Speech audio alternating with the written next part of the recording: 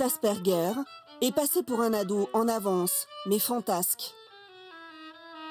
En fait, il comprend ses propres émotions, mais très rarement celles d'autrui. Communiquer est donc pour lui un problème permanent.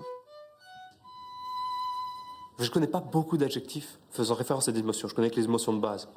Ouais, étonné, stupéfait, en colère. J'arrive à les nommer, mais après, c'est la tournure que ça prend après. Je ne sais plus comment me comporter. Voilà, c'est ça. Je ne sais plus comment me comporter ou savoir même, je me demande même ce que je dois ressentir quand quelqu'un ressent quelque chose. Si je dois être en conforme avec lui, si je dois être différent, c'est encore des questions que je me pose trop. Et c'est pas du tout... Par exemple, quand quelqu'un ressent quelque chose, je ne sais pas si je dois le regarder dans les yeux. Impossible de savoir quand vous le rencontrez que ce jeune homme est atteint du syndrome d'Asperger, une forme d'autisme. Si aujourd'hui il est autonome, sa vie en société reste un combat de chaque instant. Bonjour madame, j'aimerais bien savoir, d'abord pour ce qui est sûr, j'aurais un brownie et une tarte au fromage. Un combat avant tout contre lui-même. J'ai toujours un petit peu peur de regarder les autres. Quand il y a beaucoup de monde, je me juge un petit peu sur ma façon de marcher, des choses comme ça. Je suis pas encore totalement à l'aise, ça va beaucoup mieux depuis quelques temps. Mais il y a quelques années, traverser une place comme ça, pour moi, c'était une vraie source de stress. Plus il y a de monde, plus je sens ça comme un affrontement. Plus j'ai l'impression que ça peut amener à des situations sociales dans lesquelles je me sens totalement étouffé. Avec un bac, mention très bien et un premier prix de violon en poche, Valentin poursuit des études supérieures de musique, l'une de ses passions. Ah, je suis pas trop mal parti. Sinon, il imagine et dessine des villes depuis qu'il est tout petit. C'est 5. Ah, ça rassure quand même. Enfin, ça donne juste l'impression d'être rassuré. Dans un lieu, il y a toujours les gens qui sont l'inconvénient, mais le fait de...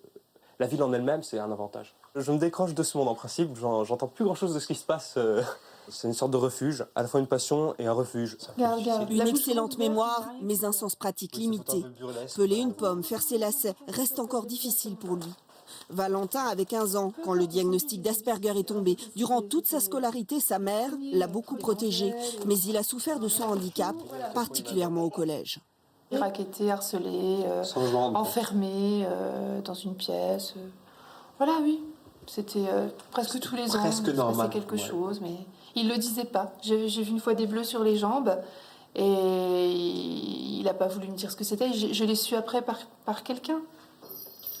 Ah, bonjour, ça va bien ? Valentin maîtrise parfaitement des partitions musicales, mais il est hermétique à l'humour. Il prend toutes les expressions au pied de la lettre, ce qui donne lieu parfois à des situations décalées avec son professeur de musique, notamment. Avoir un chat dans la gorge. Je m'en souviens qu'on me l'expliquait, mais je ne sais plus du tout ce que ça veut dire actuellement. Je sais ce que ça veut dire quelque chose, ça veut pas dire avoir un regret, quelque chose comme ça, mais je ne sais pas. Non, ça veut dire que ça... c'est un truc qui coince. Ah oui, c'est ça, voilà. En cours de violon, moi j'emploie souvent des métaphores, je raconte des histoires, et puis il me regardait, il me disait « Mais je vois pas le rapport, mais qu'est-ce que vous me racontez ?» Et j'ai réussi à lui faire comprendre que c'était drôle, que c'était du second degré. Tu comprends que c'est de l'humour, même si tu comprends pas toujours tout ce que ça signifie, tu te dis là, ça y est, là c'est de l'humour. Les soirées entre copains, ça ne tente pas le jeune homme. Trop de bruit, de gens, de sollicitations. Il préfère la compagnie d'autres jeunes Asperger, comme lui. Quant à avoir une petite amie, Valentin y a renoncé après des échecs répétés au lycée.